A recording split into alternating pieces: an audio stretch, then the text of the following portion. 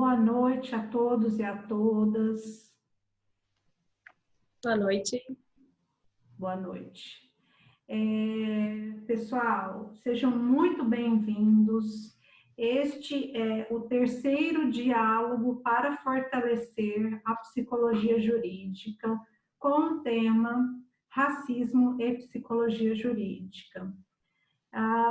É um projeto, o Diálogos é um projeto da Comissão de Psicologia Jurídica do 10º plenário do CRP Goiás. A gente já fez, então, mas anteriormente 2 edições, sendo que a primeira teve o tema Psicologia Jurídica, reflexões sobre o campo e os rumos atuais. Nós tivemos o Cláudio Pedrosa, que está aqui conosco como palestrante, e a Melissa David, que deve estar aqui também, eu não vi ainda. Depois nós tivemos o segundo Diálogos para fortalecer a psicologia jurídica com o tema Violência Doméstica contra a Mulher, com a professora Vera Morcelli, a Aliciana, que é da Delegacia da Mulher, e a Daniele, que é psicóloga do Tribunal de Justiça. Essa edição está brilhantada com a Josiane Lessa, a Denise Pericini e a Fátima França. E mês que vem a gente terá também o 4º Diálogos, que vai ser sobre o tema adoção. E depois também a gente já está planejando o 5º Diálogos, que será sobre medidas de segurança e o papel da psicologia nisso tudo. O objetivo do Diálogos é discutir o exercício profissional do psicólogo jurídico, discutir para qualificar a nossa atuação. Essa frente de trabalho, que é a frente de orientação da categoria profissional, é uma das grandes frentes do conselho, de qualquer conselho de psicologia, que tem são 2 frentes, tem a fiscalização e a orientação da categoria. Então, quando a gente traz aqui para a categoria, para esse debate, a gente está ampliando a questão da orientação. Então, sem mais delongas, só me apresentando, que eu não me apresentei, perdão, eu sou Karen Michel Esber, presidente da Comissão de Psicologia Jurídica deste conselho, e também presidente da Comissão de Orientação e Ética. Eu vou passar agora, sem mais delongas, para a Josiane Lessa, que é a nossa primeira expositora. Aí, Jo, você pode se apresentar, fica à vontade, e começar a sua fala. Ok. Boa noite a todos e todas. Eu sou Josiane Lessa, psicóloga, psicoterapeuta existencial, mestra em psicologia social. Enfim, sou psicóloga clínica já há 16 anos. Não vou falar muito não, porque eu sei que o nosso tempo é curto. Eu quero agradecer, primeiramente, ao convite carinhoso da Karen. Quero agradecer aos psicólogos da Ampcinep pelo apoio na minha participação. Eu fiquei reticente em relação ao convite, por não ser uma profissional da área de psicologia jurídica, mas eu entendo que é possível e necessário lançar um olhar crítico acerca do funcionamento da nossa sociedade, na qual estão ancoradas tanto a psicologia quanto o sistema de justiça, que são 2 áreas que fazem interface na prática profissional da psicologia jurídica, né? E é isso que eu vou tentar fazer hoje. Então, espero cumprir com essas expectativas.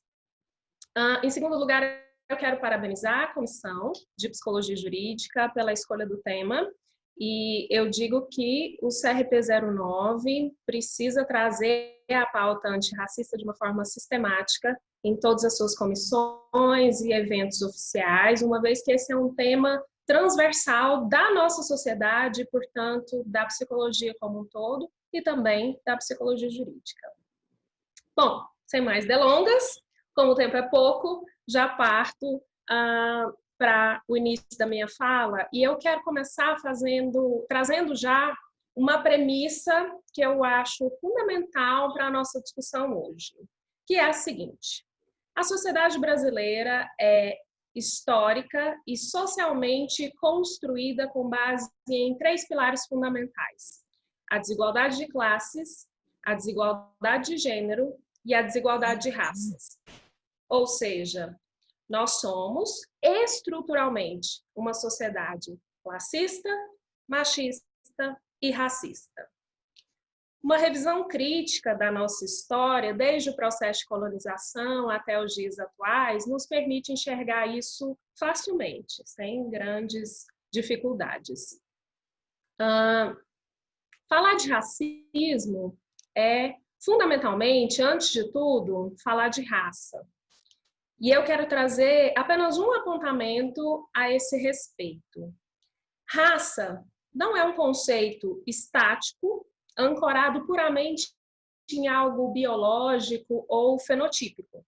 Ao contrário, a raça é um conceito histórico e socialmente determinado e forjado nas sociedades modernas no contexto do processo de colonização, com o intuito de justificar todas as coisas que aconteceram em função da colonização.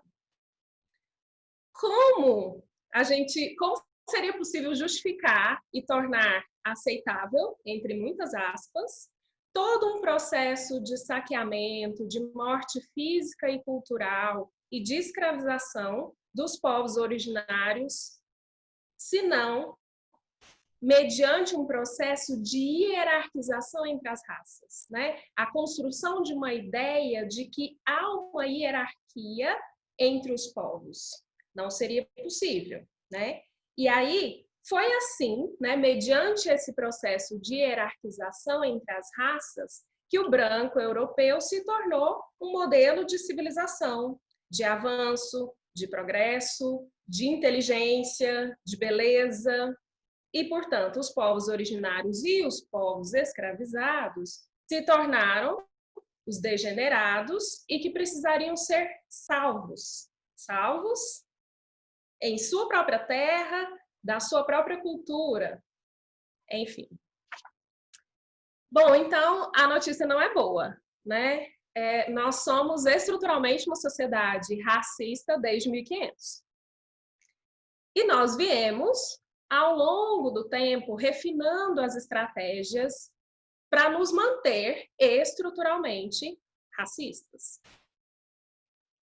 Ok, mas qual seria o efeito,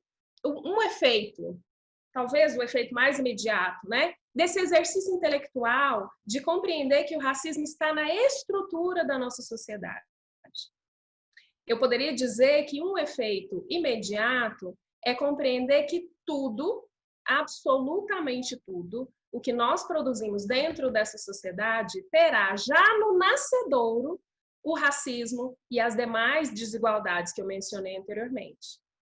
Ou seja, pessoas e instituições serão racistas, classistas, machistas em seu cerne e que precisarão ter ações deliberadas e sistemáticas para não serem meras reprodutoras dessas desigualdades.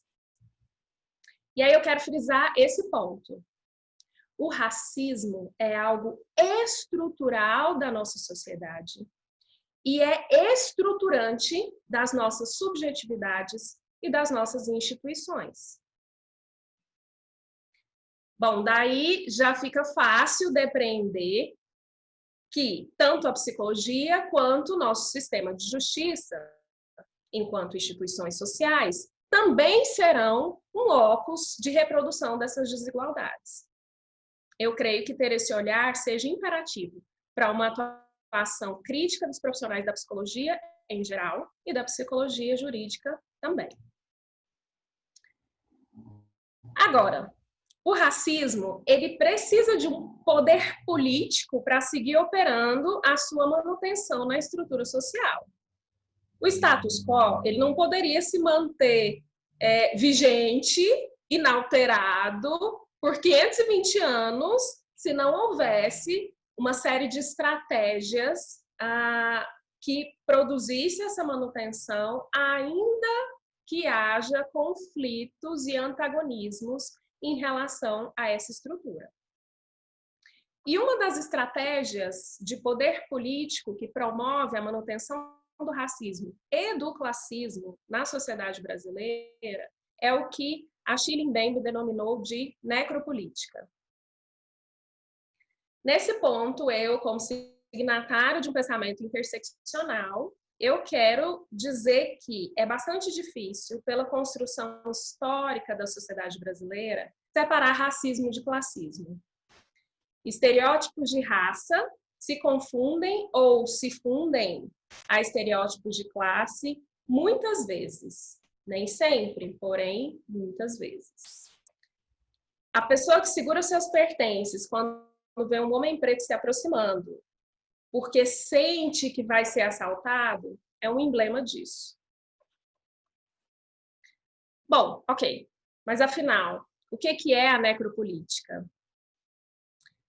Em linhas muito gerais, enfim, eu tenho 10 minutos, a necropolítica é uma forma de organização da vida e do poder social por meio da produção da morte e da seleção de quem merece viver e quem merece morrer.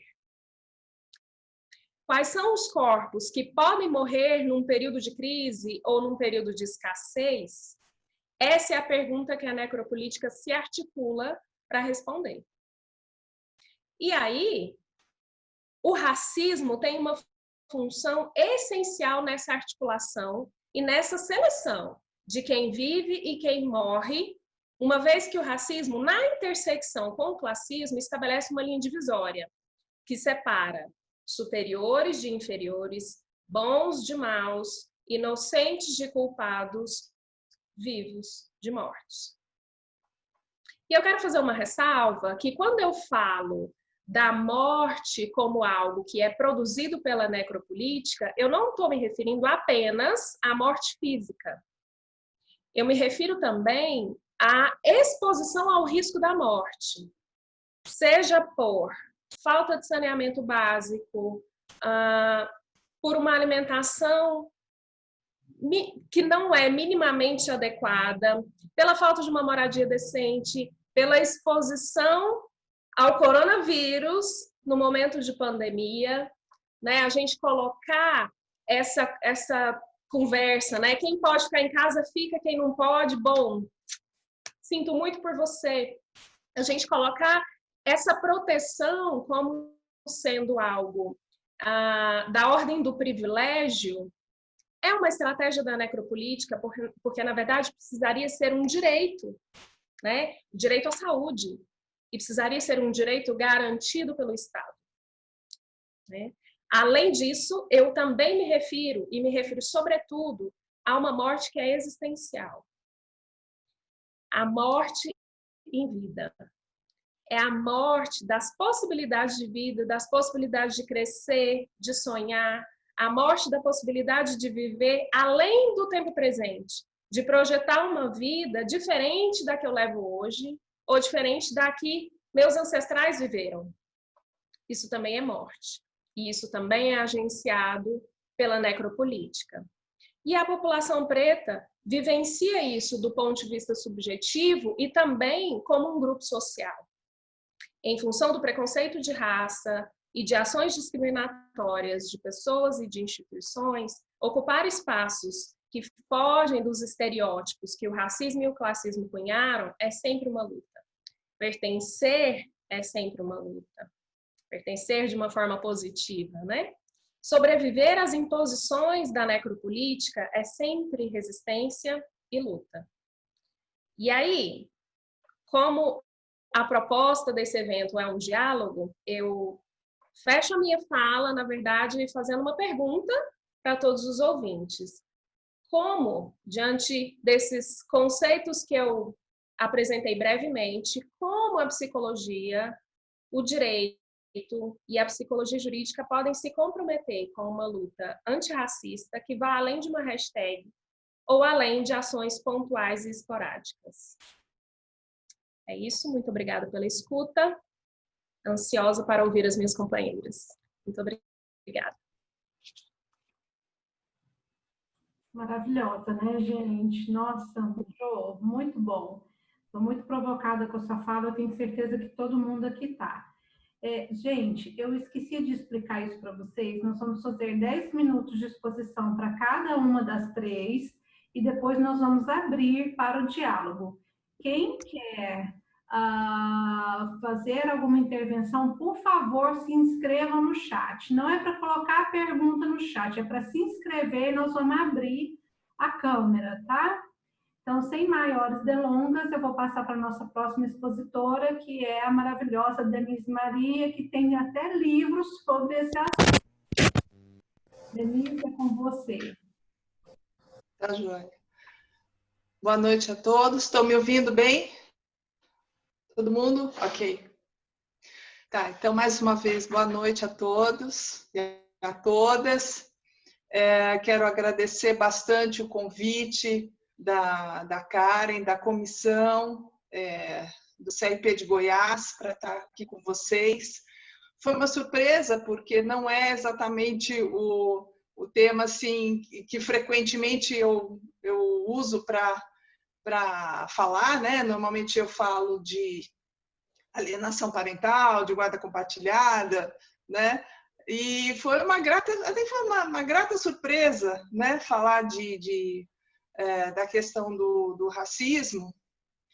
E eu vou explicar essa questão do livro, eu já chego lá, né? Então, vou só fazer uma apresentação pessoal para quem não me conhece. Eu sou psicóloga clínica e jurídica em São Paulo, na capital. Tenho mestrado em Ciências Humanas pela Unisa, Universidade de Santo Amaro, que, aliás, justamente esse tema do racismo foi a minha dissertação de mestrado, né?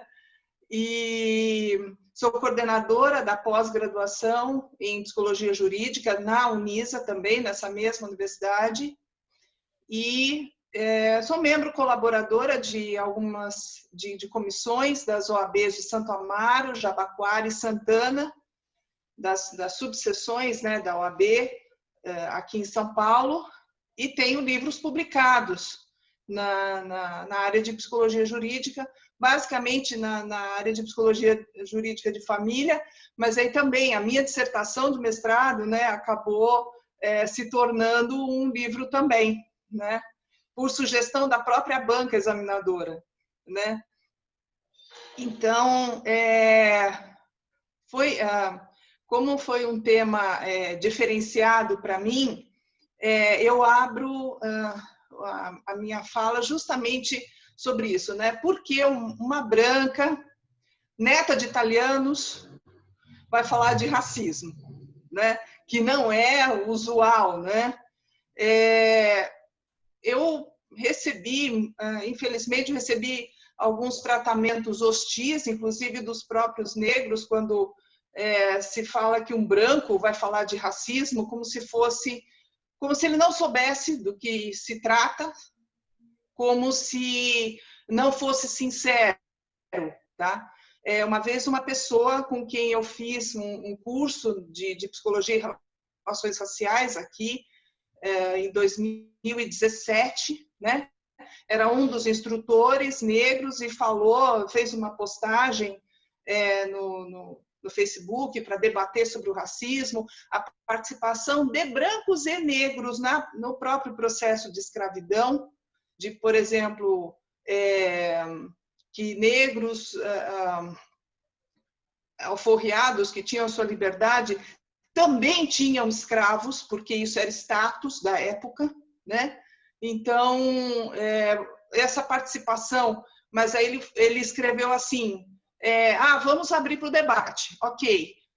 Os brancos também podem participar com opiniões, mas certamente não serão sinceras.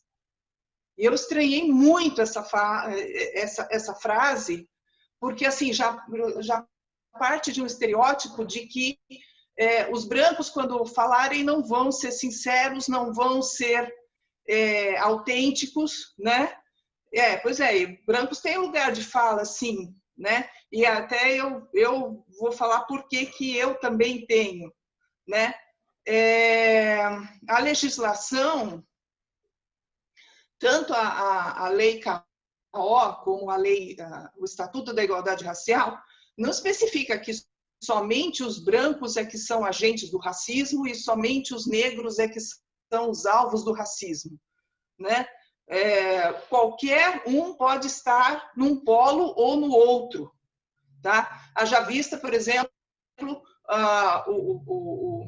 o péssimo exemplo do senhor ministro da Educação, senhor ex-ministro da Educação, fazendo aquela brincadeira boba lá com chineses, certo? E isso ser tipificado como racismo também, certo?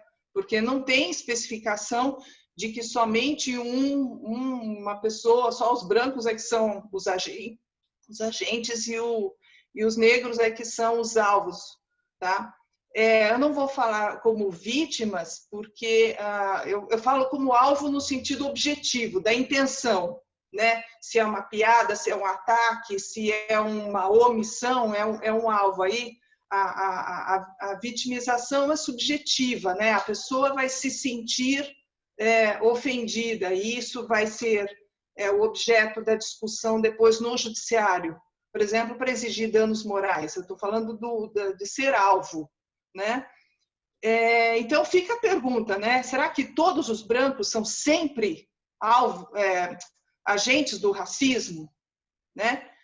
E todos os negros também vão ter consciência de serem os alvos do racismo e vão combater o racismo, né? Então, e aí eu convocaria a palavra o senhor presidente da Fundação Palmares, falando, por que tem que extinguir o movimento negro, por que tem que ter o Dia da Consciência Negra, aquelas coisas. E ele é um negro, né? O quanto ele também se torna um alienado nisso, né? Porque ele perde totalmente, é como se ele tivesse dissociado das pessoas, né? Ou da própria sociedade, ou dessas necessidades da sociedade, né?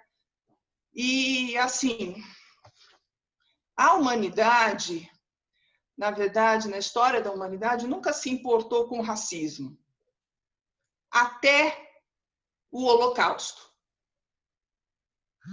Somente quando surgiu o Holocausto, e ainda assim, de brancos contra brancos, ou seja, né, de germânicos contra judeus, aí que se começou a discutir, aí que começou a aparecer pela primeira vez a palavra racismo. Quer dizer que todas os outros tratamentos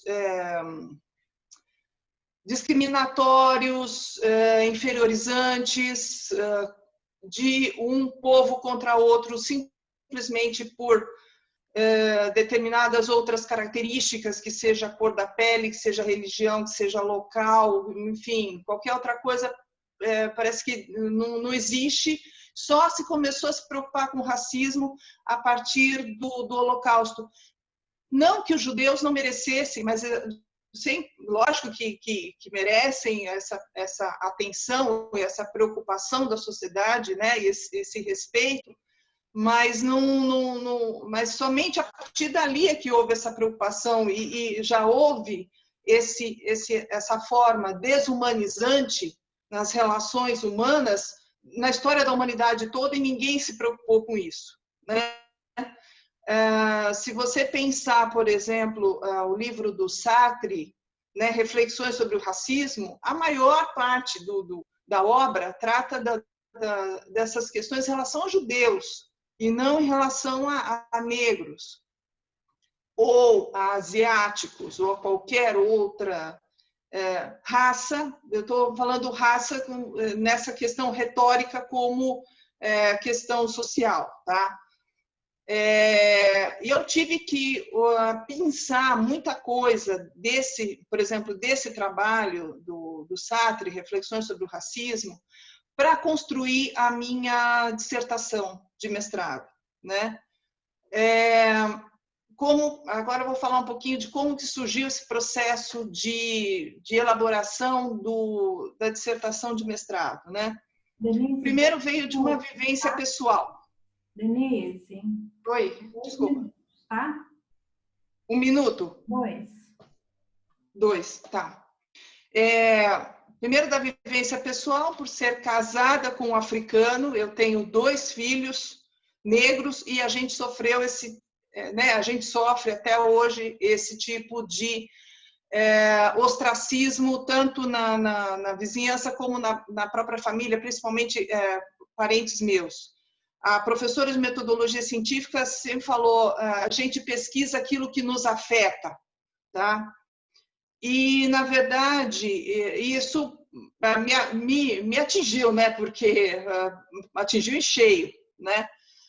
Na pesquisa das fontes, eu achei que eu ia achar umas 500 jurisprudências do Tribunal de Justiça de São Paulo sobre como que eles pretendem abordar o racismo, e eu só achei 14.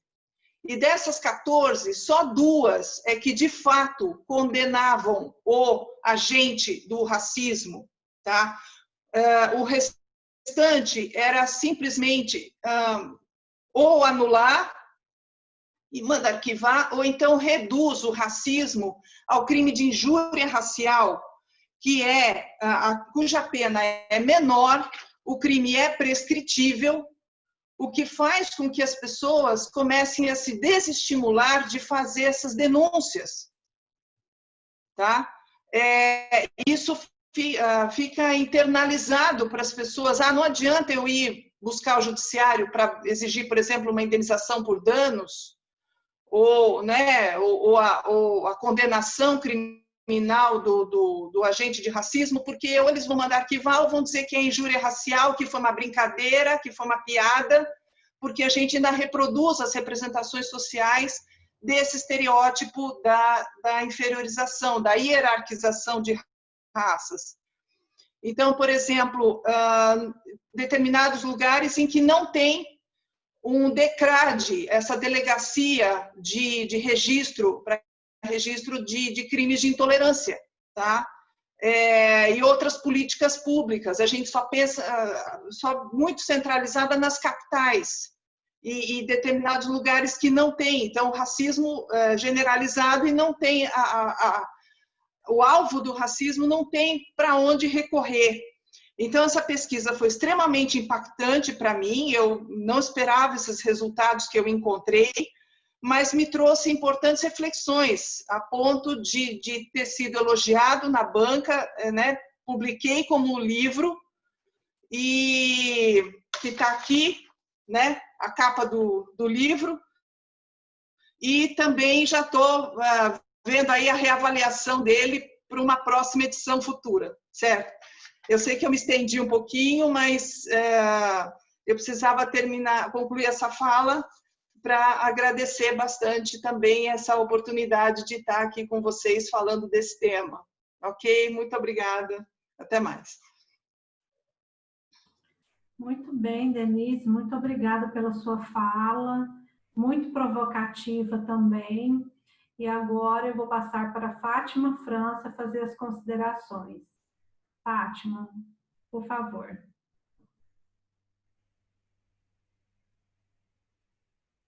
Fátima, você está sem áudio.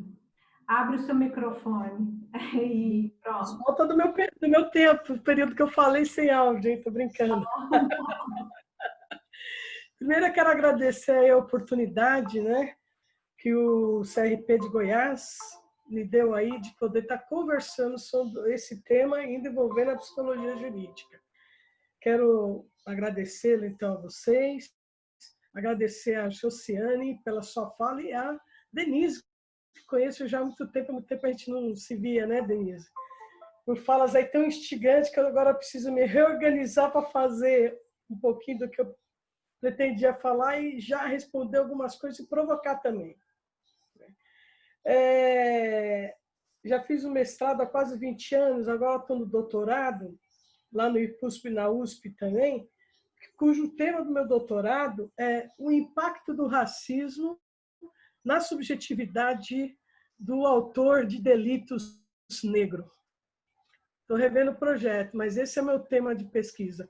E me interessei por isso porque foi até uma sugestão de uma colega, Rosalice Lopes, e ela me disse assim: Fátima, se você não pesquisar sobre isso, quem vai pesquisar no âmbito prisional? Então, a questão racial não é uma questão dos negros apenas, é uma questão de toda a sociedade. É que temos muitos militantes, ativistas negros e brancos, graças a Deus.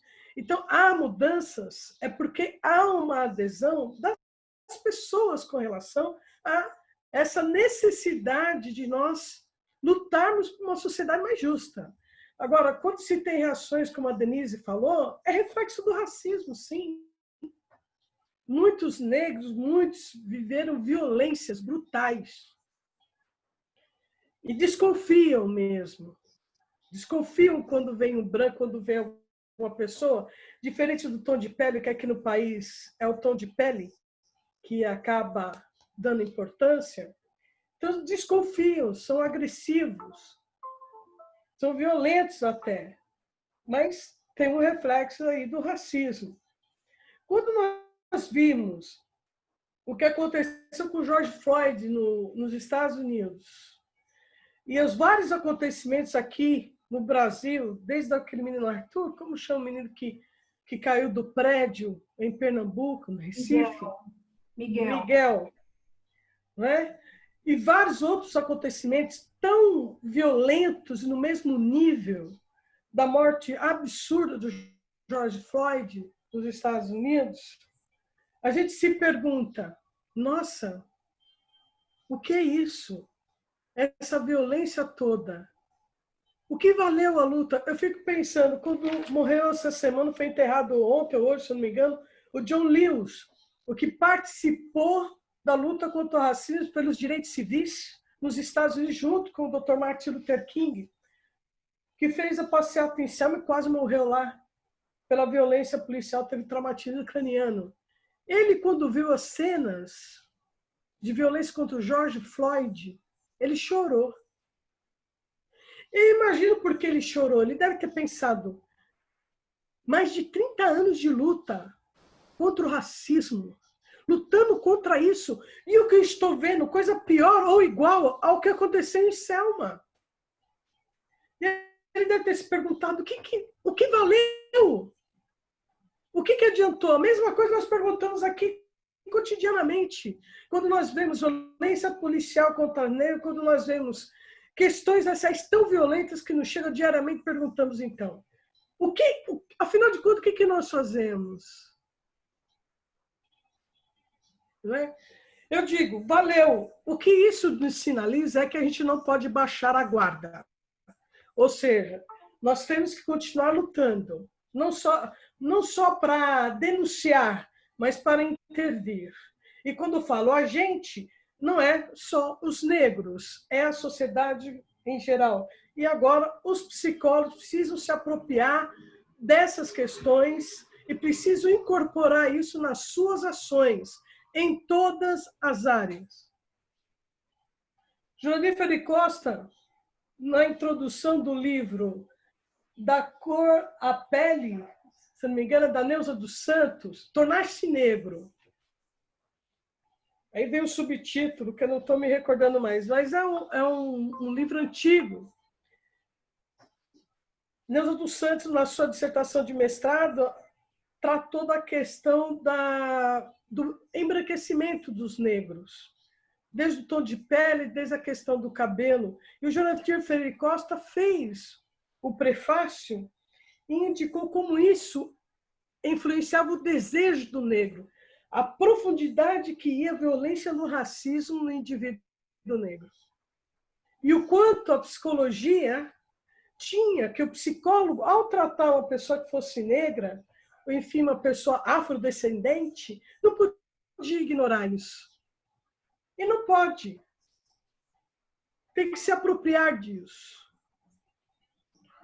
Na área da psicologia, bom, se é que nós vemos ainda a mesma violência brutal, portanto, movimentos regressivos que nós temos ainda na nossa sociedade, ao mesmo tempo nós vimos um movimento pelo mundo todo contra o racismo.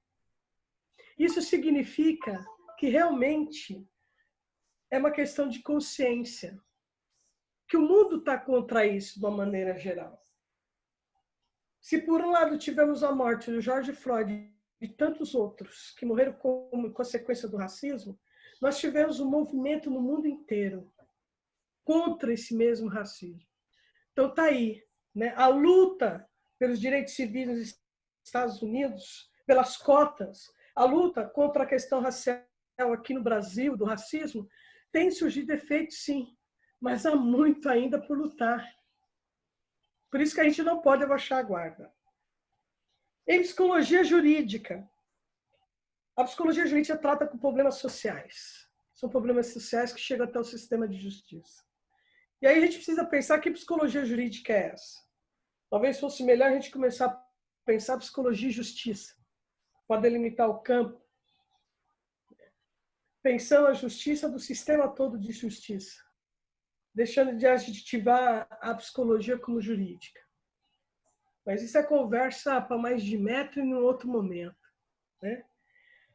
Mas que psicologia jurídica é essa? Para garantia de direitos. Poxa, mas isso fica muito bom em termos de discurso. Psicologia jurídica na garantia de direitos, mas é assim que tem que ser. E aí é o nosso grande desafio, Josiane, de encontrar e traduzir isso em ações, né? Por quê? Nós temos a maior parte da população carcerária é negra, é jovem e é negra. Essa semana saiu um resultado de uma pesquisa da Unicef falando que 3,3 milhões e meio de crianças são reprovadas ou abandonam o ensino ou estão em atraso escolar. A maioria dessas crianças vem da região norte e nordeste e a maioria são negras, somando aqueles que são considerados pardos e negros.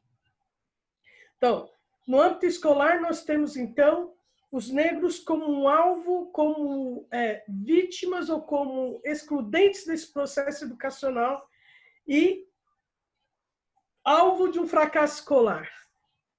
Nas prisões, nós temos negros, em sua maior parte, encarcerados. Falando de mulher negra, as mulheres encarceradas são cerca de 5% da população carcerária no país, cerca de 5%. A maioria são mulheres negras.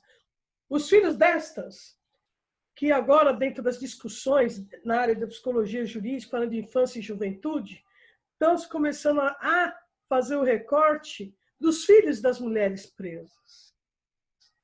E o quanto é difícil defender direito das mulheres que estão presas, não perder o seu direito de serem mães porque estão presas. Essas crianças que estão lá nas instituições de acolhimento, estão para adoção, elas têm cor. Essa não pode ser ignorada pelos psicólogos que trabalham em todas as instituições que lidam com a infância e juventude. Seja nas instituições de acolhimento, seja nos presídios, no contato com os profissionais do presídio, seja em instituições de adolescentes em conflito com a lei, seja na vara da infância e juventude, enfim. Os profissionais precisam ser preparados e precisam começar a enxergar a questão racial. Porque são eles que vão encontrar caminhos. Mas para encontrar caminhos, eles precisam enxergar isso, dar importância para isso. Incorporar isso na sua visão e análise de trabalho para poder achar os caminhos como intervir. 2 minutos, Fátima. 2 minutos. Ótimo. Aí a gente deixa para discussão mais. Eu falei que a gente está no momento regressivo. O Adorno, da Escola de Frankfurt, ele escreveu Educação e Emancipação, e ele fala assim, como a gente pode evitar Auschwitz? Reconhecendo que ali não foram só judeus, mas negros, ciganos mortos, mas, claro, focaliza judeus, que é um escrito dos anos 60, 50, 50, 60, pós-guerra. Então, uma produção científica muito voltada para a questão antissemita. Então, ele pergunta, como evitar o Auschwitz? Ele fala, por meio da educação, principalmente a educação infantil, mas reconhecendo que embora tenha um aspecto psicossocial, a questão, esse fenômeno, né, da discriminação, do racismo, o antissemitismo, na fala dele, ele diz que a questão é uma questão social. Então, a gente tem níveis de intervenção mais macro e que aí os conselhos têm que atuar também nas políticas públicas, exigir políticas públicas, política de governo, política de Estado. Nós estamos diante de um Estado, ou melhor, perdão, graças a Deus não é Estado, mas um governo que é um governo desastroso em termos de política de governo na questão racial. Isso para negros, para os índios. A Josiana falou de necropolítica, bem disse ela mesmo. Ora, do Covid, quem a gente já sabia de antemão, quem morreria? A gente já sabia. São pobres, negros e índios, que são que estão morrendo, que é a maior chance de poder morrer. É uma matança, é necrofilia. Não é? E aí, então, voltando ao Adorno, ele fala da questão da consciência, de poder ter uma formação desde a infância que possa ter a consciência. Que consciência é essa? O refletir sobre a realidade no processo de transformação e o indivíduo ser autônomo. Mas a gente sabe que tem toda uma discussão e análise crítica com relação à sociedade que vivemos. E nós estamos vivendo momentos regressivos no mundo inteiro. E com falas de governos muito regressivas e que acabam suscitando muitas regressões no nosso país e atos regressivos. Nós, psicólogos, sempre vários acham que a psicologia tem que ser de vanguarda. Então, os psicólogos precisam ter consciência. Precisam fazer discussões, sim, né, como nós temos feito, né, mas tomar consciência. E isso é necessário. Tomar consciência, principalmente sabendo de que essa questão racial não é uma questão de negros. Não é um problema do negro, é um problema do país. Porque nós temos a maior população negra no nosso país e que estão no escombro da base social. Isso é um problema para o negro? Sim, o é, mas também para o país, que dispensa riquezas humanas. Bom, eu encerro aqui para poder conversarmos mais aí no diálogo com vocês. Obrigada. Gente, 3 falas maravilhosas, amei, super provocada. Já tem inscrito aqui, tem o Cláudio Pedrosa que se inscreveu. Cláudio, pode abrir seu microfone e ficar à vontade. Aí, boa noite. Eu estava na dúvida, eu mandei uma mensagem para uma outra Karen que está no canal, achando que era você, mas o sobrenome não era, achei estranho. Eu já cumprimentei as palestrantes no começo, falei da minha alegria, né, de estar, não sei, às vezes parece, a minha alegria de estar assistindo, tendo essa oportunidade. Inclusive tem umas coisas que eu estou deixando de lado, mas vou fazer quando terminar, porque é uma pauta que a gente, vamos dizer assim, tem uma responsabilidade de tocar. Porque, como psicólogo jurídico, é um assunto que interessa muito para mim. Eu queria fazer 3 perguntas rapidinho, assim, para cada uma das palestrantes, aquela coisa bem de seminário. Vocês estão me ouvindo, né? Estão ouvindo? Sim. Tá. Para a professora Denise, eu fiquei me perguntando, assim, achei maravilhoso a sua fala, inclusive, assim, uma fala, um depoimento, que é uma coisa que a gente está habituada a ver no ativismo do movimento negro, aquela fala que se posiciona também, né? Quer dizer, assim, de uma fala da experiência de depoente, né? E que, como a gente está habituado, movida também pela indignação. E isso eu acho interessante. Mas fiquei me perguntando, como que a senhora percebe a senhora comentou no começo, uma certa ausência, fala mais de alienação parental. Não tem sido comum ser chamada para falar sobre um trabalho tão importante que a senhora fez, que gerou um livro, né? E nesse campo da psicologia jurídica, de não ser com mais frequência procurada para falar sobre isso.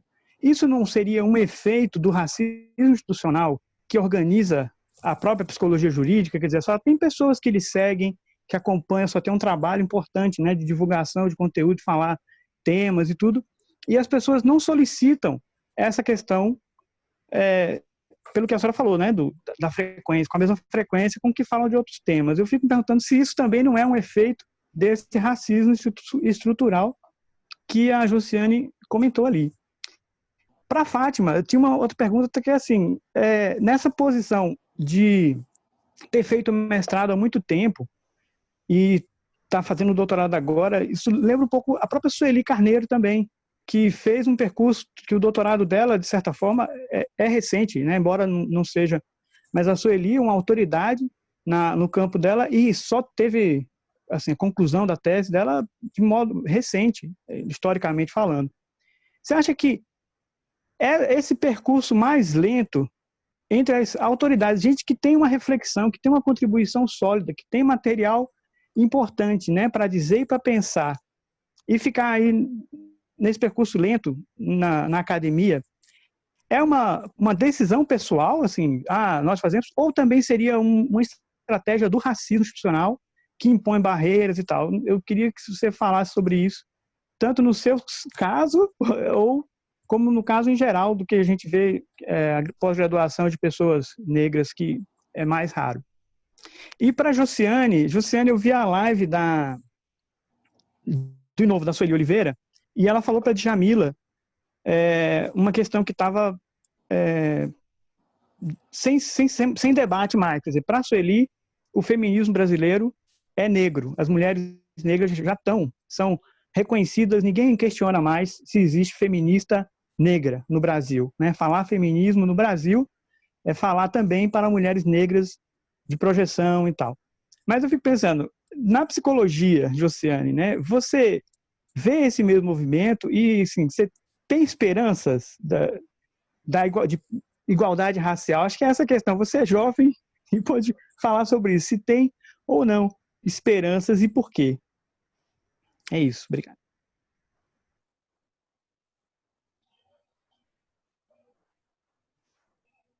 Tá, gente. Quer que inicie as respostas? Eu vou iniciar as respostas na sequência das perguntas que ele fez. Ele começou fazendo essa pergunta para mim, né? E assim, realmente, o que normalmente as pessoas me convidam para falar nos programas de televisão, nas palestras, tal, sobre guarda compartilhada, sobre alienação parental, sobre questões de direito de família, né? E bem pouco sobre racismo, ou quase nada sobre racismo, justamente por conta desse posicionamento que eu falei, né? Das pessoas dizerem o que uma branca tem para falar sobre racismo, como se fosse né, aproveitando a fala da doutora Fátima França, como se fosse uma coisa que, na verdade, é uma coisa da sociedade, mas é como se fosse somente os negros que tivessem lugar de fala para falar de racismo, né? Então, é muito menos frequente o fato desse tema ser de eu ser chamada para falar desse tema. Houve um estranhamento também, até no próprio mestrado, quando eu fiz, né? Porque eu era a única branca a falar, né, a tratar desse tema, embora tivesse outros alunos também, outros mestrandos também falando do tema, mas e aí eu tinha que explicar, eu tinha que explicar que além da questão de ser uma reflexão, um tema relevante da sociedade em si, né, e que não é exclusividade desse ou daquele grupo social, e sim do conjunto da sociedade, eu também vivencio isso, eu já vivenciei, já tive uma fase mais difícil, hoje já está um pouquinho menos, mas também existe, a gente tem que manter, não pode baixar a guarda o tempo todo, de ser casada com um africano, né? Ele é nigeriano, certo? É um historiador, né? Formado em história lá na Nigéria, veio para cá, temos 2 filhos que agora são adolescentes, estamos casados há 17 anos. E gente que dizia que eu não ia, que meu casamento não ia durar. E estamos juntos há 17 anos, recentemente. Dia 25 de junho completamos 17 anos de casados. Dia 29 de junho ele fez o aniversário dele, 50 anos. Né? Então, tá seguindo. E sofremos racismo, sofremos discriminação. As festas agora são para a família, não para nós, porque a gente não é mais da família, certo? Então, esse posicionamento, e me causa estranheza que isso parta da sociedade e parta também dos negros, essa ideia de que o branco não tem legitimidade para falar de racismo também. Se falar, não é honesto, não é sincero, como eu vi no post, entendeu? E que é um racismo também. Eu me sentiria ofendida, extremamente ofendida num negócio desse. Quer dizer, que se eu falo qualquer coisa, eu não vou estar sendo sincera, né? Como se eu não soubesse do que eu estou falando. Ou mesmo que eu não tivesse casada com um negro, não tivesse nenhum tipo de relacionamento, né? O simples fato de ser uma pesquisadora das questões da sociedade e ter este assunto para desenvolver não me legitima, né? Então são questionamentos que eu deixo aí também, certo? Por isso que eu sou pouco chamada para esse tema.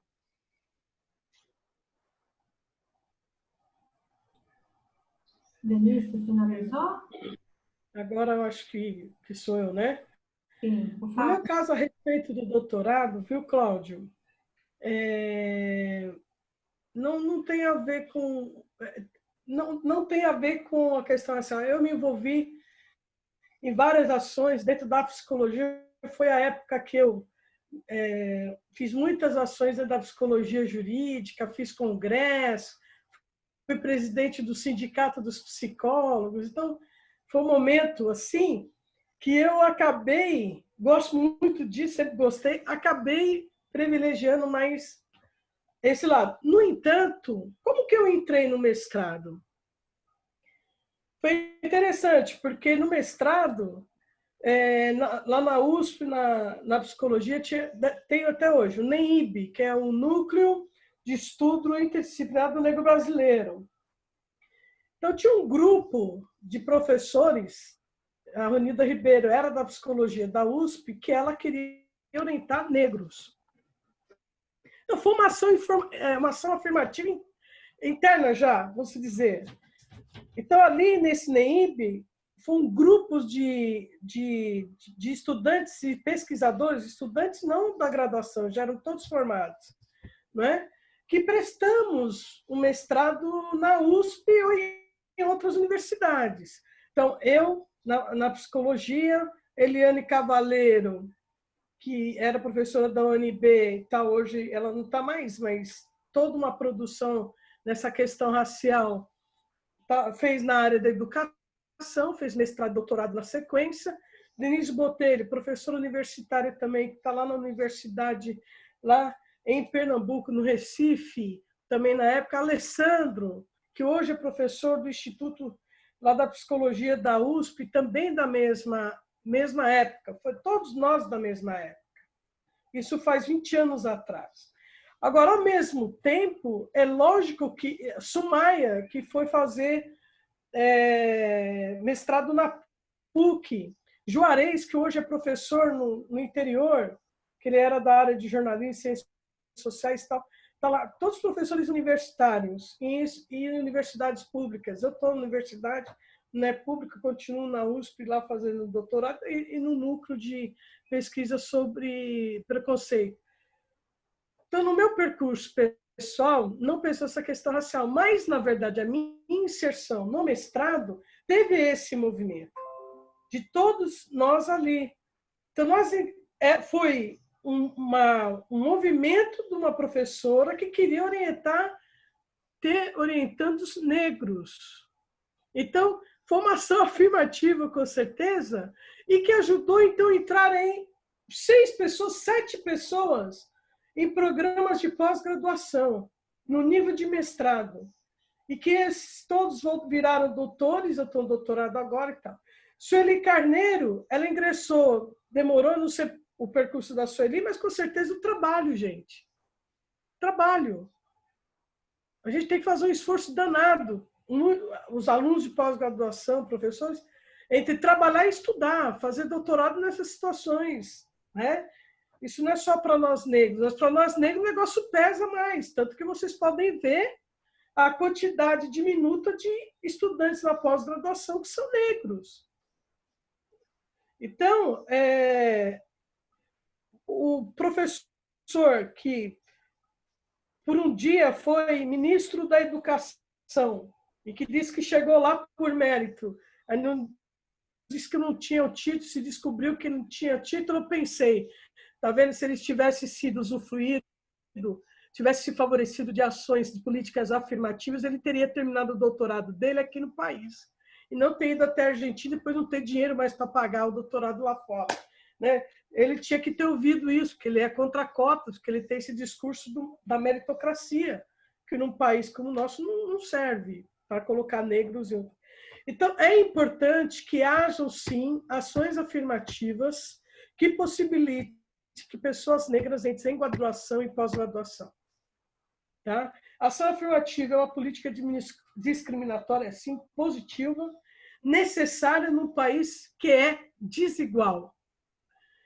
E é por isso que eu disse que tem que ter políticas pensando no país. Se nós temos, a maioria de pessoas que estão presas são negros, a maioria de pessoas que são pobres são negros, a maioria de jovens que deixam a escola são negros, ora, isso é uma política de cotas, ao inverso. Por que a gente não pode ter uma política de cotas que favoreça o negro, sim, para o bem do país e não só para o bem individual? E negros pararem de cair no discurso de que isso é um desmérito, de que isso é um favorecimento que não é justo. Não, isso não é favorecimento, é uma política compensatória. Esse discurso é de 20 anos atrás que a gente discute cotas e que foi aprovada a questão de cotas com muito sacrifício e hoje está se discutindo novamente e se destruindo essa política. E na época tinha estudos do IPEA que apontavam há mais de 20 anos atrás, se as coisas continuarem como estão, vai demorar 100 anos para um negro se tornar um executivo de destaque numa empresa multinacional. Né? Bom, vai demorar muito mesmo. Agora, se fizeram as contas, vamos ver quanto tempo demora. Fato é que no Brasil, a gente que tem a maior população é negra, a gente não consegue eleger um governador negro, a gente não consegue criar um presidente negro. Então, isso não é à toa. Tá? Então, só resumindo e fechando, Cláudio, a questão racial não tá no meu percurso. Está e não está. Não está no fato de ter demorado, foi opções que eu acabei fazendo e depois foi difícil retomar a academia depois de 20 anos, né? Mas retomei. Mas foi algumas escolhas que eu fiz pessoalmente. No entanto, essas questões de entrada no curso de pós-graduação, de permanência no curso de pós-graduação, lógico que envolve uma questão racial. Né? Então, eu volto a dizer, eu não sei o percurso da Sueli Carneiro, mas demorou também. Mas quando ela entrou direto para o doutorado, porque o projeto dela era excepcional, projeto de mestrado, então ela foi direto para o doutorado.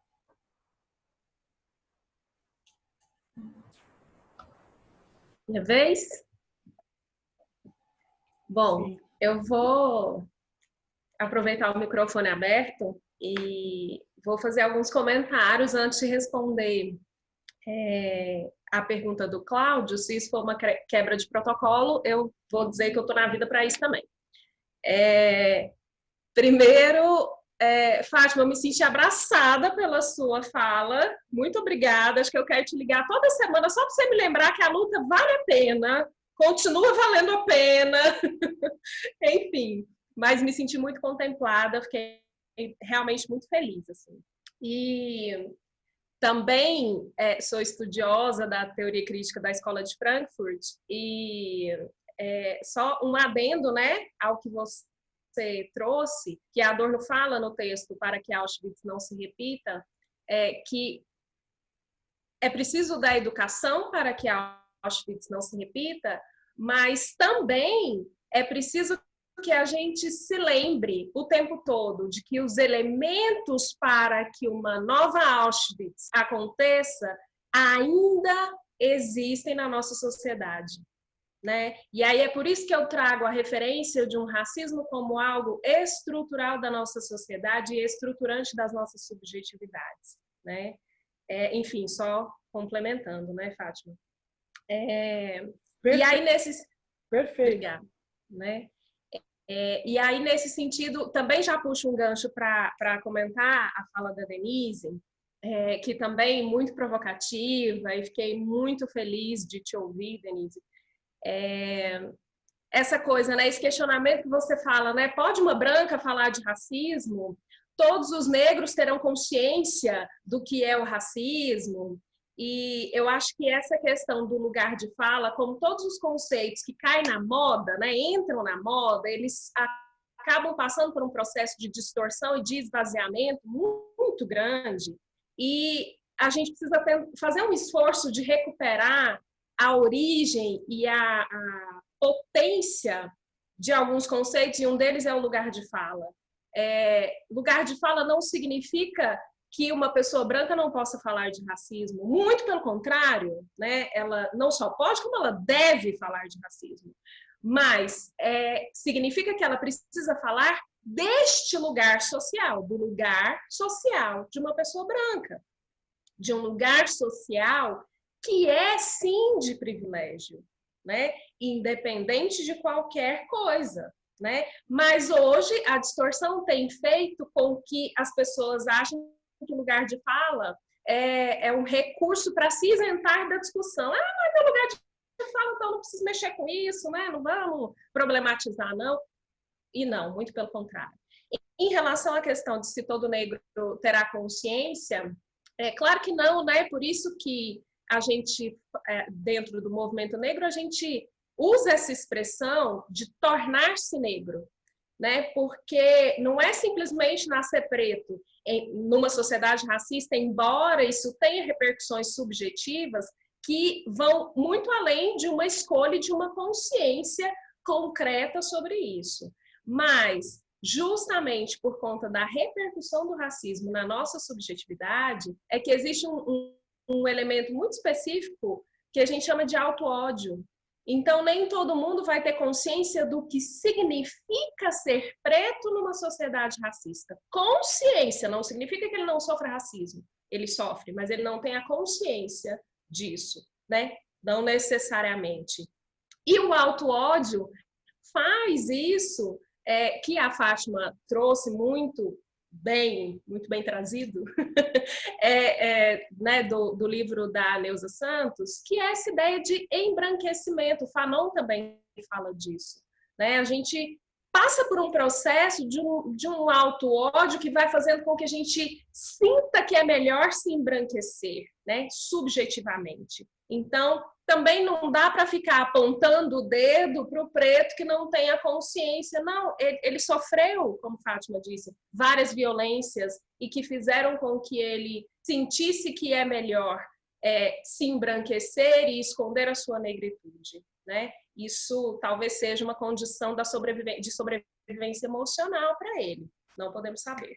Enfim, o que eu acho fundamental é que a gente entenda, né, e que racismo não é uma questão puramente individual, não é uma ação de uma pessoa específica que tem a intenção de discriminar. Como é algo que está na estrutura da nossa sociedade, ele não depende da intenção. Pessoas podem ter atitudes racistas, preconceituosas, discriminatórias, mesmo sem ter a intenção de. E a gente precisa problematizar isso. Um outro ponto, né, quando a Denise fala, ninguém se preocupou com racismo até o Holocausto. Ninguém do pensamento ocidental europeu, que era o pensamento recorrente, considerado o civilizado e considerado o que estava, o que era o que tinha fala para dizer de todos os fenômenos sociais, né? Então, de fato, quando Sartre traz o texto, né, as reflexões dele sobre o racismo, em nenhum momento ele fala de negritude ou de outras raças discriminadas. Ele fala do judeu, que era também o horizonte teórico dele. Mas a gente não pode esquecer, que os pretos estavam muito mais preocupados em sobreviver ao racismo, né, até aquele momento, e a gente não pode esquecer também do racismo científico, né, que invisibiliza as teorias e as produções científicas e intelectuais de pessoas negras. Enfim, respondendo a pergunta do Cláudio, eu sei que eu estou falando demais já, o feminismo é negro e eu tenho esperança de que o racismo vai mudar ou não. Primeiro que eu venho do movimento feminista, né? Antes de chegar no feminismo negro ou interseccional, eu passei pelo feminismo branco, ou o que eu chamo de feminismo hegemônico. E eu não vejo isso, sabe? Honestamente, eu acho que o feminismo continua sendo muito branco ainda, sabe? Ainda é uma luta em inserir as pautas de interseccionalidade dentro do movimento feminista, embora isso esteja melhorando, isso esteja se desenvolvendo, esteja crescendo. Eu acho que é um movimento em curso que melhorou muito. Eu tenho esperança, eu vou responder com uma brincadeira que eu faço, que é uma frase da Heloísa Helena, aquela política.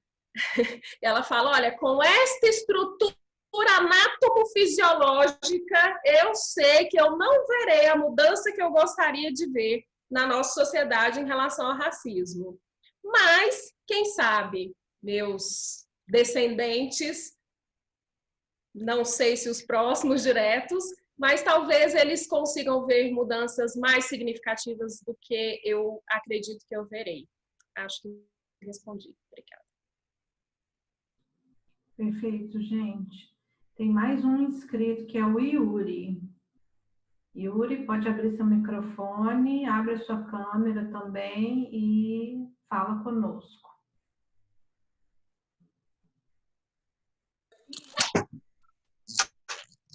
Olá. Me ouvindo? Bacana. A minha dúvida, eu sou graduando ainda de psicologia, sou da Unialfa, vou para o 9º período, e eu queria fazer uma pergunta geral para as três, que é sobre, e aí eu vou até pegar um pouco da fala sua, Karen, né, que você sempre fala o quanto foi provocativa, né, cada fala das três, e eu senti da mesma forma, o quanto cada um provocou bastante, e está me fazendo repensar assim tanta como na minha atuação, que eu vou ter como psicólogo, mas na minha vida social, minha vida familiar, nos vários contextos. E aí eu fiquei na dúvida, e eu queria que, se pudesse, né, cada um pontuasse formas de atuação, né, pontos necessários que, além dessa provocação, reflexão, debates, mas pontos no dia a dia que a atuação do psicólogo pode trazer para ajudar nessa luta contra o racismo. Pessoal, eu queria também colocar, aproveitando então que não tem mais ninguém inscrito, eu sou uma pesquisadora da área da violência sexual há muitos anos, quem me conhece sabe, Eu só faço live com a minha máscarazinha do 18 de maio aqui, que é o Dia Nacional de Enfrentamento à Violência Sexual contra Crianças e Adolescentes. E eu tenho uma preocupação muito grande em relação às consequências da violência sexual na vida futura das futuras mulheres, né? Atuais crianças e futuras mulheres. A gente sabe que mulheres negras foram estupradas ao longo de décadas e décadas e décadas na nossa sociedade brasileira. Então, se alguém pudesse conversar sobre isso, porque daí eu acho que quando a gente está falando disso, a gente está falando de duas questões que são o racismo e o machismo juntas, em uma mesma situação, né? E também, Fátima, você tangenciou a questão da adoção. Nosso próximo encontro do Diálogos vai ser sobre adoção, crianças institucionalizadas. Você falou que essas crianças têm cor, né? E normalmente essas crianças ficam nessas instituições porque os brancos não querem adotar filhos negros, né? Então eu gostaria de passar também essas duas questões, por favor.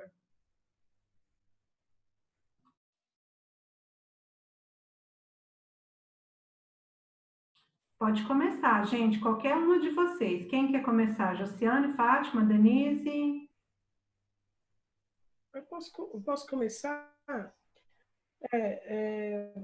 sobre a violência, né, de crianças, meninas negras, né, violência sexual.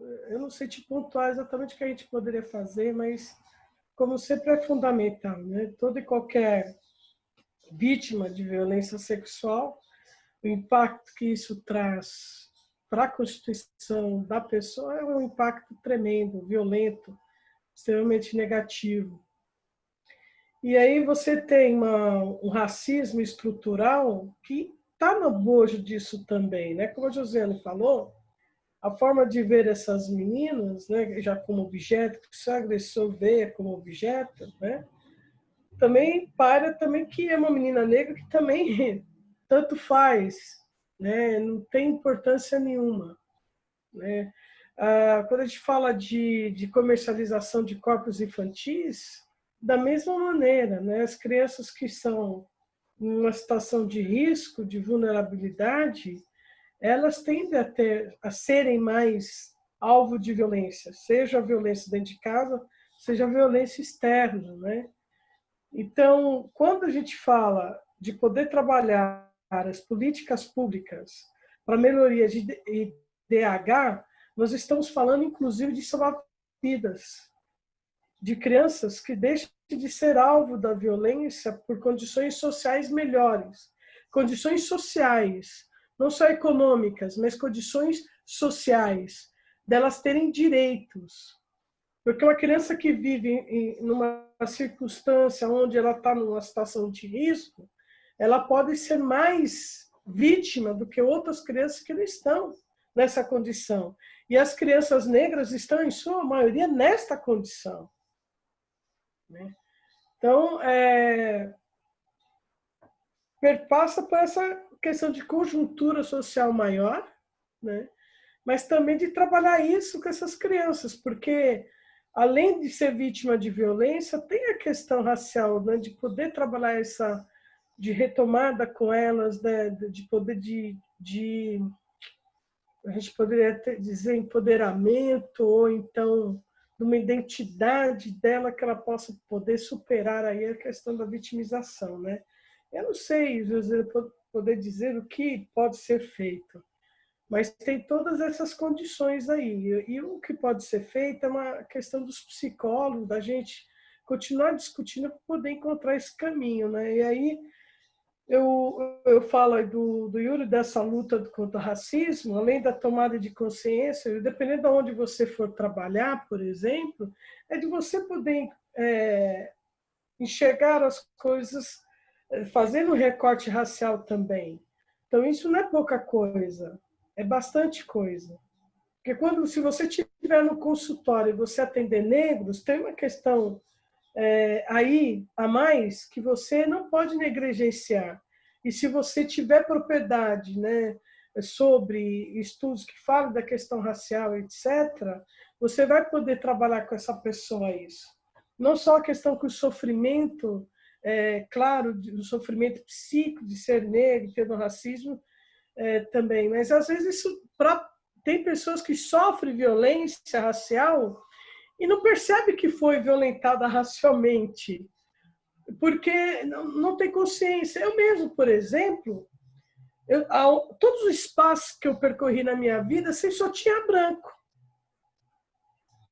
Eu fui uma negra com certo privilégio, porque minha mãe é professora, né? Então eu era a única negra da escola, fiz escola particular depois de um certo período, depois fui para a faculdade, eu era a única negra, e só quando eu estava no 3º ano de psicologia que eu me interessei pela psicologia, juntamente psicologia social, e quando começou a discutir a questão racial, aí que eu me dei conta que muitas situações que eu tinha vivido era racismo, né? Então, tem muitas coisas que eu sempre me inseri desde pequeno que minha mãe tinha. Minha mãe era da militância negra, então ela fazia discussões nas escolas, questão racial. Eu sempre participei de tudo isso. Na área política também, muito inserido e tal, com muita gente que hoje está mais experiente, vamos dizer assim, né? Mas eu fui me dar conta só no 3º ano da faculdade de psicologia. Então, é por isso que a gente precisa se apropriar, né? Na área prisional, a publicação que trata o mapa do encarceramento, eles destacam essa questão racial e o quanto seria necessário o psicólogo, ao trabalhar com assistência, desenvolver políticas aí de atendimento aos presos que pudessem fazer esse recorte racial. Trabalhar com eles também isso, né? Eu acho que... E aí, a luta do ponto da formação do psicólogo é uma questão. Tem uma lei que diz que nas faculdades nós temos que ter discussões raciais nas disciplinas, né? Nem sempre isso acontece. Aliás, na maioria das vezes não acontece, né? Mas na formação do psicólogo, né? Então, aí, o fato do conselho, o sistema conselho, puxar essa discussão é de extrema importância, até cobrar isso das universidades. Essa é uma forma também da gente poder contribuir com tomada de consciência, com a formação do psicólogo com relação à questão racial. Ok. Vou eu agora. Vou começar comentando isso que você trouxe, Karen, para depois responder o Yuri, tá? Essa questão do estupro, né, de mulheres negras é uma questão que a gente entende que também é um efeito do racismo estrutural e que, na verdade, assim, ele simboliza nada mais, nada menos do que todo o processo de objetificação e desumanização do corpo preto na nossa sociedade. E que não vem de hoje. Isso é uma coisa que está no imaginário social e coletivo desde o período escravocrata. Por quê? Porque as mulheres negras que foram escravizadas, elas também serviam a função de serem estupradas pelos seus senhores e por quem eles decidissem que elas seriam. Então, está no imaginário social e coletivo que o corpo da mulher preta, ele é público, todo mundo pode usar e abusar da forma que quiser, e 2, ele aguenta muito mais coisa do que o corpo de uma mulher branca. E aí, nesse sentido, eu cito um outro exemplo, assim, já tem pesquisas que mostram, já não, porque tem pesquisas que são antigas, mas assim, pesquisas mostram que, por exemplo, mulheres pretas sofrem muito mais violência obstétrica do que mulheres brancas. Mulheres pretas recebem menos anestesia no parto do que mulheres brancas. Por quê? Porque tem esse imaginário de que a mulher preta ela aguenta mais, sabe? Então, é uma coisa que é muito antiga, é estrutural de uma forma tão profunda, tão profundamente arraigado, que, assim, qual que é a solução? A gente precisa falar. A gente precisa falar sobre isso e falar do absurdo que é isso, para as pessoas entenderem, para as pessoas enxergarem isso como um fenômeno social, né? Enfim, respondendo o Yuri, como, acho que basicamente a pergunta dele foi como ser um profissional antirracista, né? E aí eu vou dizer duas coisas, assim, básicas. Primeiro, estude esse tema. Estude sobre racismo. Então, você estar aqui hoje, Yuri, já é meio caminho andado, sabe? Porque precisa conhecer, é um tema com muita teoria, muito conceito, é muito complexo e muito profundo, então precisa estudar. Depois que você estudou um monte de coisa, nos seus espaços, nos espaços que você frequenta, use a sua voz para trazer o recorte de raça e evidenciar, elucidar o racismo nas instituições e nos espaços que você frequenta. Isso, como bem disse a Fátima, já é muito. É muito. Né? Se você consegue atender com propriedade um paciente preto, e quando eu digo com propriedade, é tendo leitura de como o racismo incide na subjetividade dessa pessoa, isso já é muito e é maravilhoso. Então, é nesse sentido que eu sempre digo, a gente precisa dos brancos como aliados na luta antirracista, né? Porque sozinho a gente não consegue, né? A pretitude está aí falando de racismo tem muito tempo, no mínimo há 520 anos, né? Mas, e aí, bom, a branquitude precisa furar o bloqueio para poder também usar a sua própria voz e usar os seus privilégios para evidenciar todas essas situações.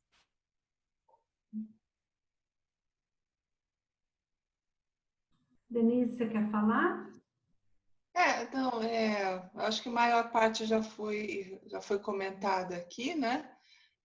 Vou fazer um apanhado geral das suas questões e das questões do Yuri, né, que foram trazidas. Tanto que você traz, que é as questões de adoção de crianças negras ou estupro, né, de meninas negras.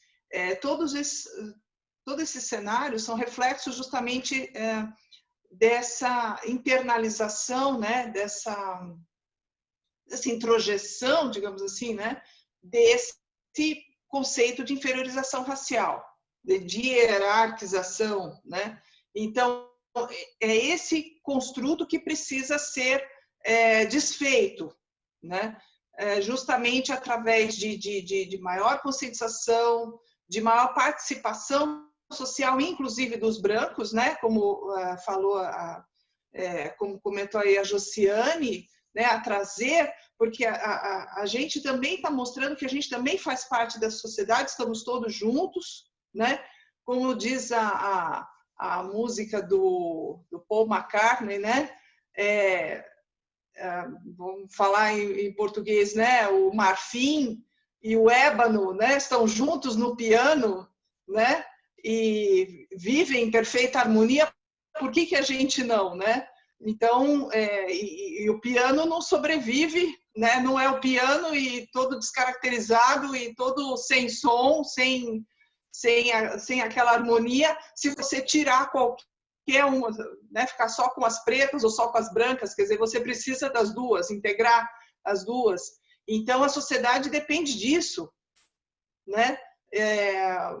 Projetos de políticas públicas, projetos aí de conscientização, de participação, em que tanto negros quanto brancos possam estar trabalhando juntos para mudar, né, essas representações sociais que a gente tem, de, por exemplo, ver um homem negro e achar que é um assaltante, ou andar com uma criança negra e sempre vai parecer que foi adotada, e tirar esses preconceitos que se tem em relação à adoção de crianças negras, né? Enfim, todas essas mazelas da sociedade que a gente ainda carrega. Então, é muita discussão, eu também não tenho assim como pontuar exatamente, e os psicólogos nisso, né, como agentes dessa na contribuição dessa conscientização, né,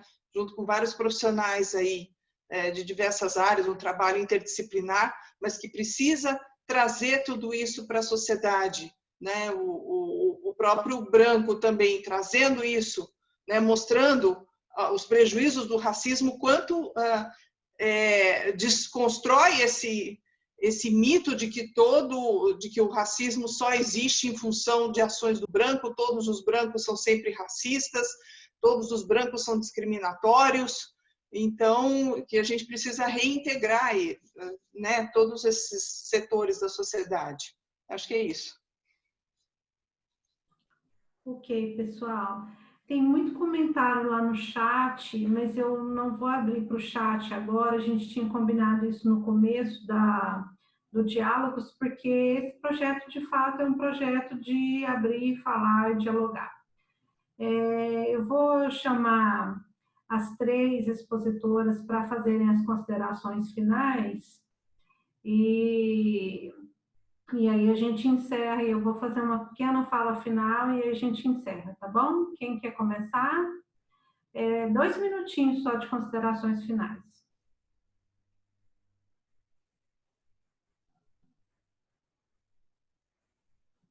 Gente... Tá. Não, tá. Eu ia propor na sequência do que foi, né, de quando a gente se apresentou, mas aí eu vi que a Josiane... Falei, bom, deixa eu... vou falar mais rapidinho aqui mesmo. Basicamente agradecer a oportunidade de estar aqui com vocês falando desse tema, né? Que para mim também é muito produtivo, né?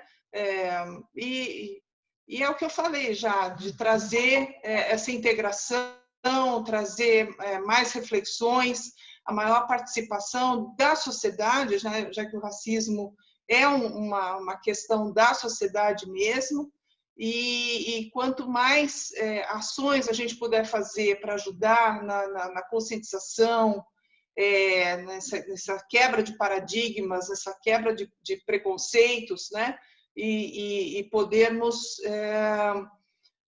entender que fazemos parte dessa sociedade, né? Maior políticas públicas de equalização, né? Enfim, todos esses fatores que a gente precisa para o nosso desenvolvimento social.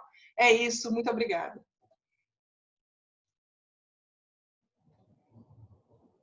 Josiane? Vou. Porque eu estava pensando 1000 coisas, caí na bobagem, abri o chat, aí tem mais um monte de comentário muito bom lá, enfim, fritei a cabeça, me perdi aqui. Bom, alguém, não consegui anotar o nome, mas alguém mencionou lá no chat que se lembrou da música que a Elza Soares canta, que a carne mais barata do mercado é a carne negra, e eu preciso dizer, a carne mais barata do mercado ainda é a carne negra.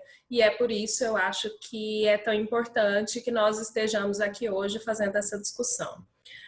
Como consideração final, eu quero só, acho que arrematar ou talvez frisar o que eu trouxe na minha fala, na minha explanação, em relação ao racismo estrutural, que ele é estrutural na nossa sociedade e estruturante das nossas subjetividades como um todo, de pretos, brancos, pardos, indígenas, asiáticos,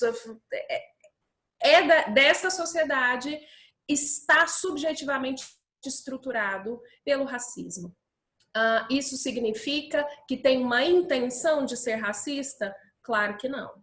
Não necessariamente tem uma intenção, mas todos nós que vivemos numa sociedade estruturada pelo racismo somos passíveis de ter atitudes racistas, ainda que não tenhamos a intenção e nem a consciência disso. Enfim, agradeço. Muito obrigada, foi um grande prazer estar aqui hoje, um grande prazer dividir essa mesa com essas feras e que, claro, vieram antes de mim, e eu sei que eu estou só pisando nos passos em que elas já pisaram. Então, reverencio-as por isso e, enfim, sigamos, porque temos muito ainda para lutar. Obrigada. Eu estava pensando aqui, né, também vi no chat várias coisas, vi essa citação também, a música da Elza Soares, várias outras colocações aqui legais no chat, inclusive também, eu não me lembro a pessoa que também não deu para anotar, mas que citou aí a Neuza, o nome correto do livro da Neuza dos Santos, né? Obrigada por ter citado.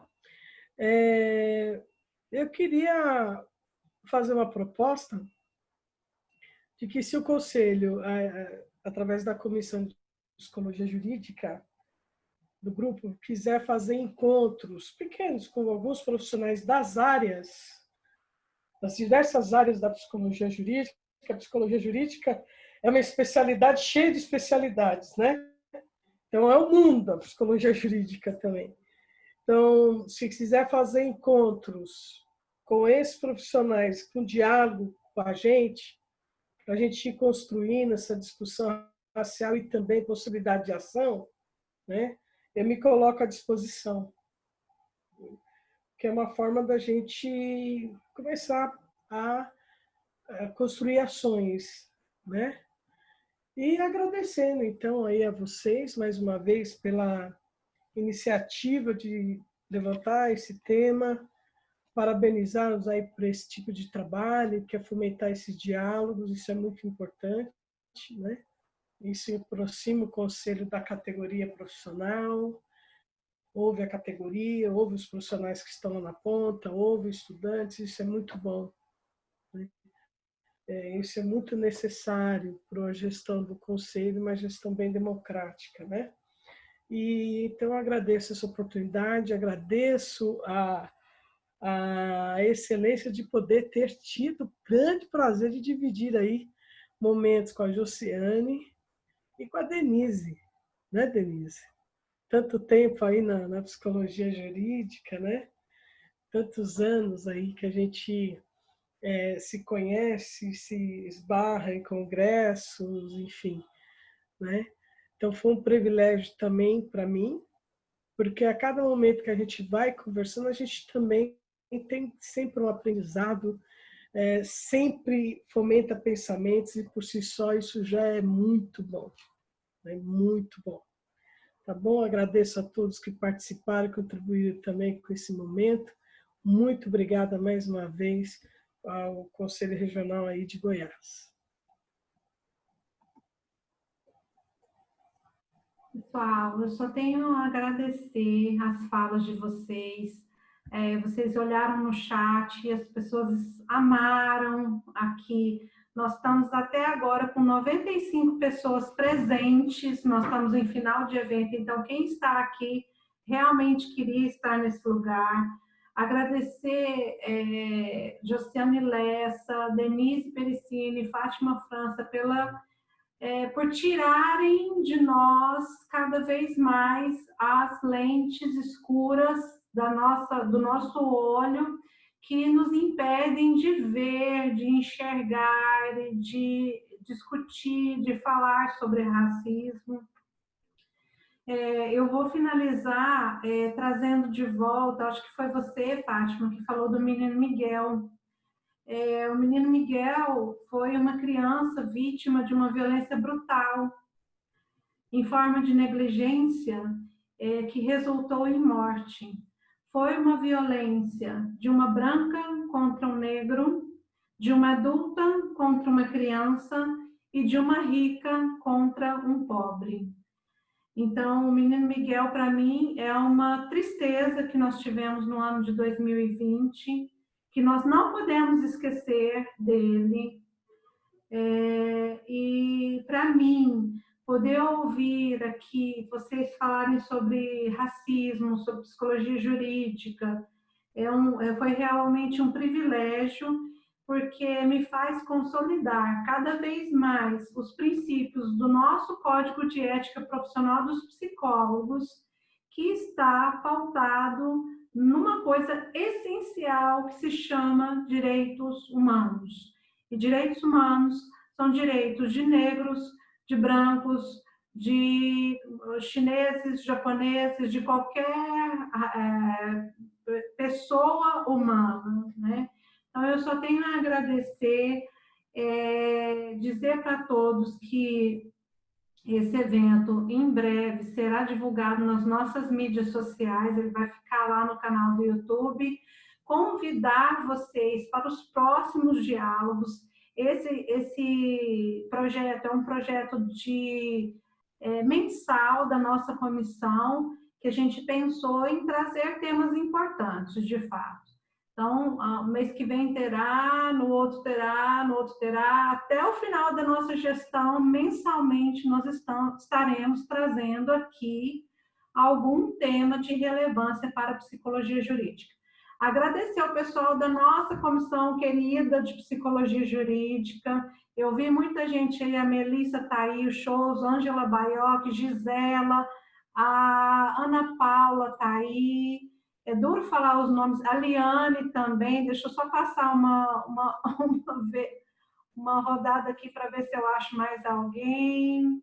Tem alguém da psicologia jurídica aí que eu não falei o nome aqui, gente, da nossa comissão aqui de Goiás?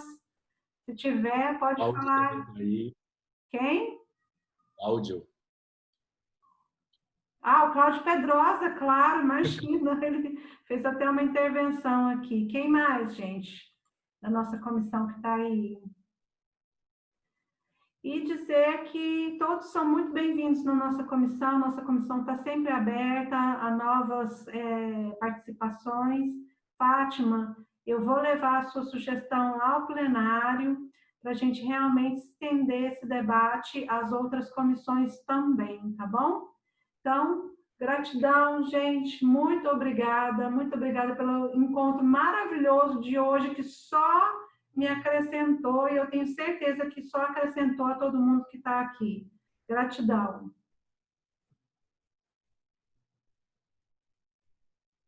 Obrigada. Boa noite a todos. Boa noite. Podem ir. Boa noite. Foi ótima noite a todos também. Obrigada. Boa noite, beijos. Obrigada, maravilhoso encontro. Tchau, pessoal. Karen, parabéns, foi lindo. Parabéns pelo trabalho que está executando. Ficamos muito felizes. Oi, boa noite, Choso. Tudo bem, Denise?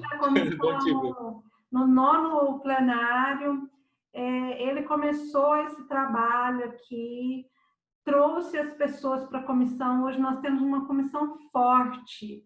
Nós temos uma comissão de psicologia jurídica que dá gosto de ser presidente, porque é uma comissão de gente que vem, que faz, que discute, que participa, que se interessa. Muito obrigada por todos vocês, viu? Grande beijo. Muito obrigada. Beijo. Ótima noite para vocês. Tchau. Tchau, beijos. Tchau, gente. Foi maravilhoso. Obrigadão.